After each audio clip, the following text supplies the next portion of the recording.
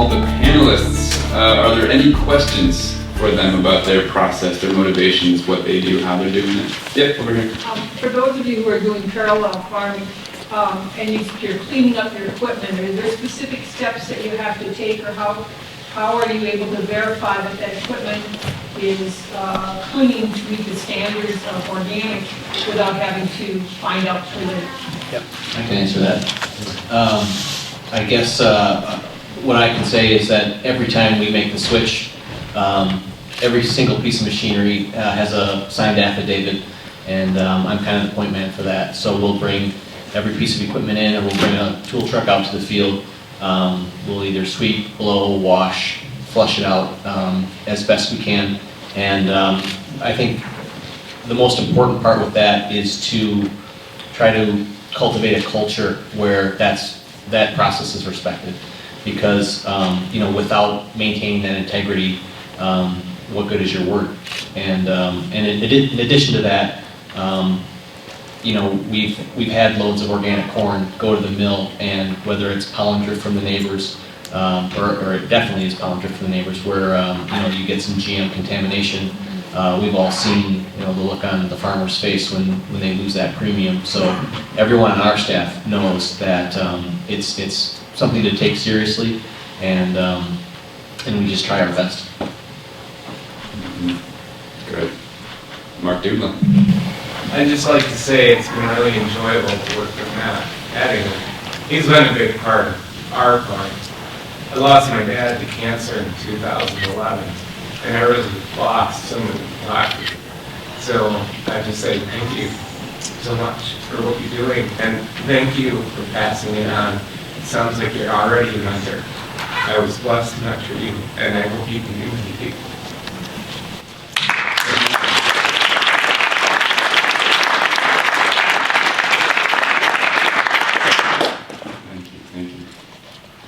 Other questions?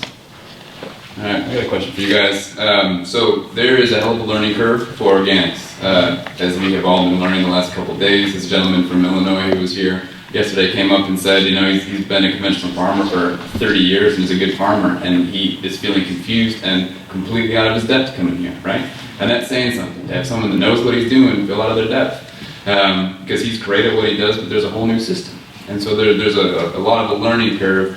How have you guys navigated that learning curve? What resources have you used? How are you getting to the point where you can become more of that mentor, where you can feel really confident in what you're doing?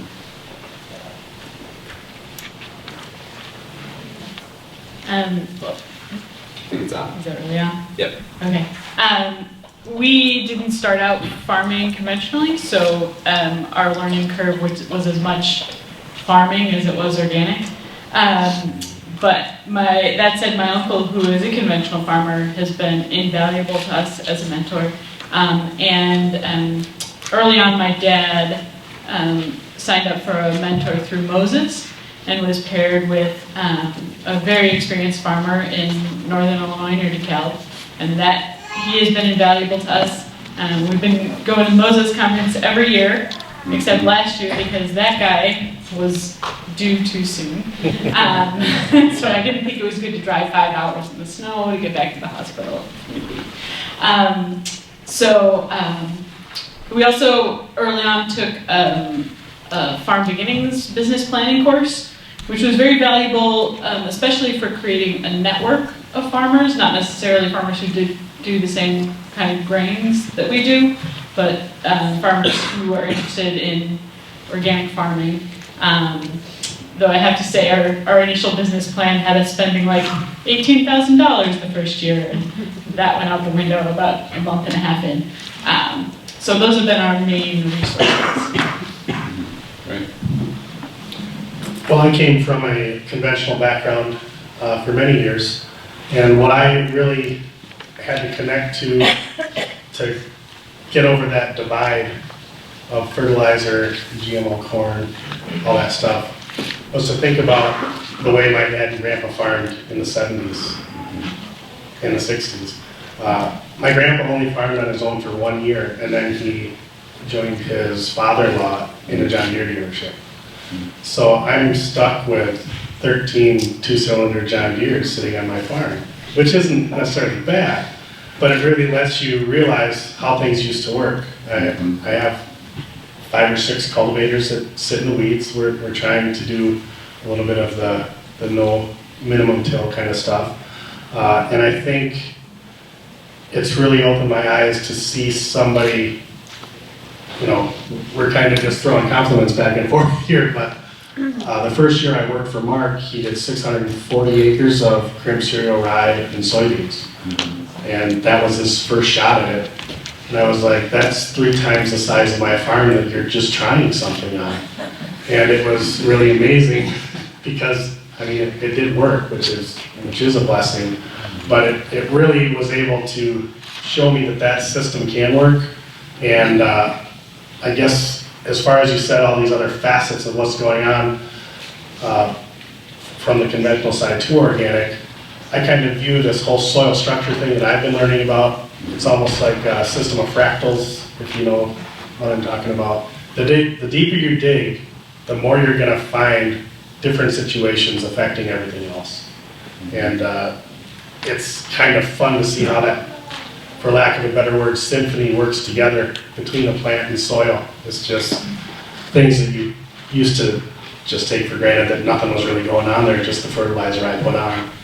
So if you get the chance to listen to Gabe Brown or Ray Archuleta, those 2 guys, was it Josh that was here yesterday, Jason? Oh, Justin. Yeah. He was really great as well. And that's really helped me figure out what the difference is and what we're kind of gearing towards looking at now. Great. I guess I could just also add, you know, I still don't really see myself as someone worthy of being on a panel. So it's kind of it's a never-ending process or journey. I guess for me, one of the best resources has just been sort of the networking community. You know, go to the Moses Organic Farming Conference, go to OGRAIN, go online and just try to dig around and see what you can find, because there's an ocean of resources out there, and it's really literally at your fingertips. Mm-hmm. Great. One more question for you. So the OGRAIN is technically in a beginning farmer and rancher development program grant, meaning that we're supposed to focus just on beginning farmers, and that's it. And a lot of people questioned us and said, well, why would a beginning farmer ever get into grains? You know, that doesn't make sense. Why don't they just farm an acre of vegetables and have a CSA? That's what beginning farmers do, you know.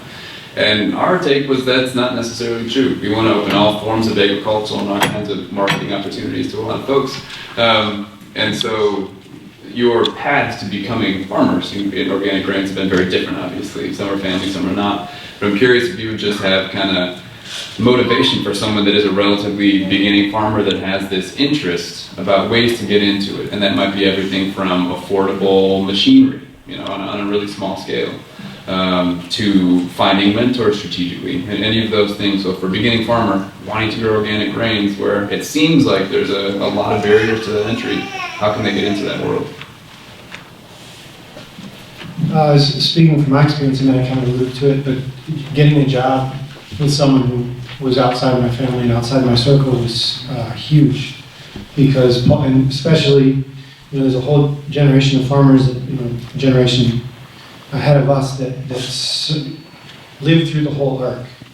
You know, my dad's in his early 60s, Paul's in his early 60s. They grew up with cultivators that then sat in the weeds, and then at some point, they, you know, Rich Land, who's an organic farmer near Platteville, who passed away last year, was a mentor for me too, and he was in that same group of people that just got fed up and then went back. And they didn't know it wasn't organic back in the day, but it is now, and that's the direction it went. And I think having that, people in that, farmers in that generation, you know, that went through the ringer and came back out on the other side was really, really huge, and helped me tremendously. And I think one of the reasons I appreciate OGRAIN so much is that focus, because when Hallie and I started thinking about farming, my family's farm is 200 acres. That's about where I saw myself. You know, grass-fed beef and some tillage, I knew it was never going to be vegetables because it wasn't the type of farming I grew up with, and I was lucky to have grown up in farming enough to know that going in. But I never thought I'd be working for a farmer on 1,000 acres, and that's where Paul's operation was. And that was a really scary thought until I realized that, yeah, you're dealing with huge equipment and it might not have the same. I thought at the beginning, before I started working for Paul, that it wouldn't have the same sort of like spiritual connection that I was after. But it's still there no matter how big the tractor is, you know, if you go in with the right mindset. And the exciting thing about farming on a larger scale is that all of a sudden you can actually have an impact on your watershed. You can have an impact on this, you know, pretty good little chunk of soil or part of a township or something like that, where you then have this profile and your neighbors see what you're doing, and maybe over the course of your career you can have some kind of impact. And I think, you know, people harp on it so much about the average age of farmers getting up there and where these young farmers are going to take their place.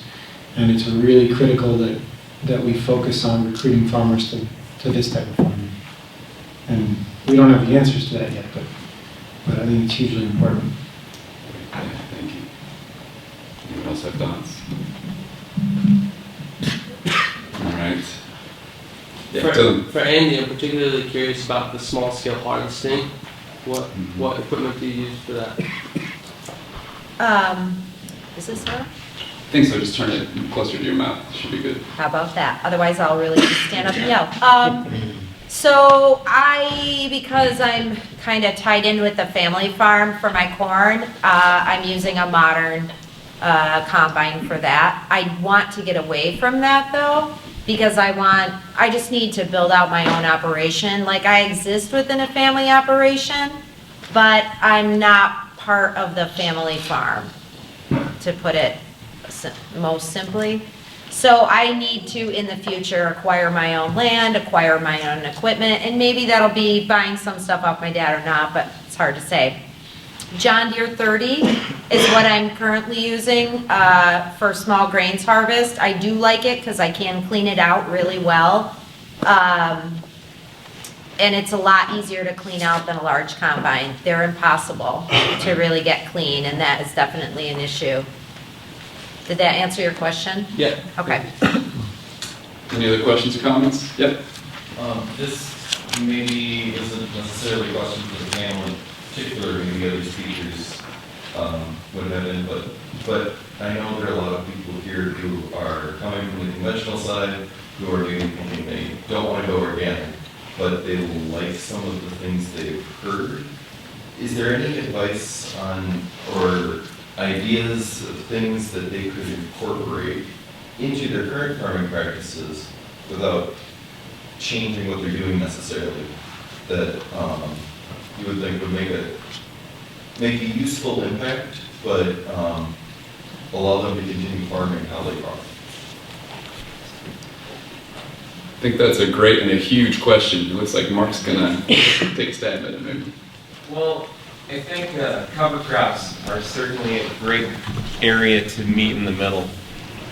I think reducing your herbicides and relying more on the biological side of cover crops would go a long way. I don't personally understand why more farmers farming HEL fields aren't using crimson or rye with pesticides. To me, it's still a no-brainer. We can take the worst of all worlds and turn it into the best of all worlds with cereal rye. So those are kind of some of the things that I see that we can come together, because certainly we can't do what we did before and lose the other half of Iowa topsoil farming organically. And we know with the Gulf epoxia what we're creating out of the Midwest with chemicals and pesticides. So I think, you know, maybe organic isn't the answer, maybe the chemical industry is, but maybe that middle ground is where we can all be regenerative and sustainable. Yeah, that's a good answer. Willie? I would also, you know, maybe, I think Mark has a lot of great points, and cover crops is something that we're doing on some of our conventional ground for the first time these last couple of years as well. One thing that we've found profitability in is the non-GMO premiums. There's a market out there for people who want corn and that is not necessarily certified organic, but that does not want, I guess, anecdotally, and maybe my dad said this earlier, but when genetically modified technology was released, I think a lot of farmers got tunnel vision on this will increase my profitability, this will increase my yield per acre, but they never stopped and asked the customer if that's what they wanted. And I think something that any farmer can learn is to listen to your customer and listen to what they want and try to tailor your operation to what they want. Do they want something that is certified organic? Do they want something that comes from sustainably harvested? Or it can go on and on and on. But really try to find a market and listen to them.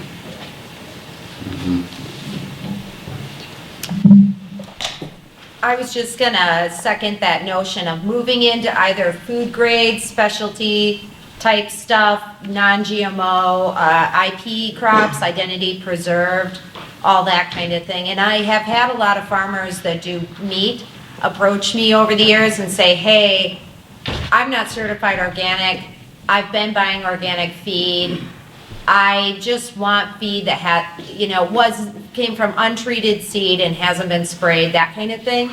So I think there is a market out there for that. I didn't poke my nose in it because I kind of got too many irons in the fire already, but I definitely see tons of opportunity for stuff like that.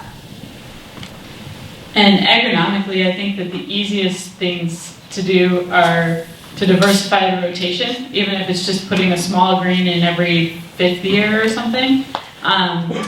And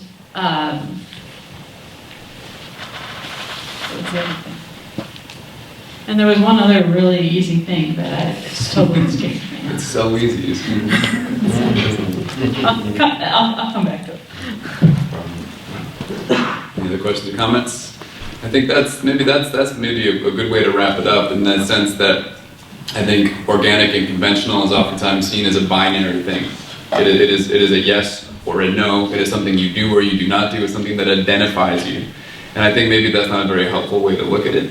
And I think that is part of the reason that the lab that I work in here at UW is called the Organic and Sustainable Cropping Systems Lab. That there is a wide spectrum. It's a spectral thing. It's not just over here and over here. It's not two poles. There's a lot of ground in between those poles, and that ground is equally as valid and should be occupied just as much as either side should be. And so I think some of the most forward-thinking, progressive, far-out farmers I've met are not organic farmers necessarily. They're conventional farmers farming greatly, and what they do is scientifically based, and it's creative, and they have maybe adopted some things from organic, as these folks said. They've adopted cover cropping or buffer strips or pollinator habitat, whatever that is. I think there's a lot of ways to bring that into your farm. It doesn't necessarily change your identity. You're not then an organic farmer, or you're not still a conventional farmer. You're just a farmer that's doing well by their land and doing a good job doing it. So, this is obviously an organic grain panel, and that's what we're trying to be able to get folks to move towards, but we also want to be able to be resources for everybody. And I hope that some of the resources that we've had this weekend have been helpful for folks. All right. With that, round of applause.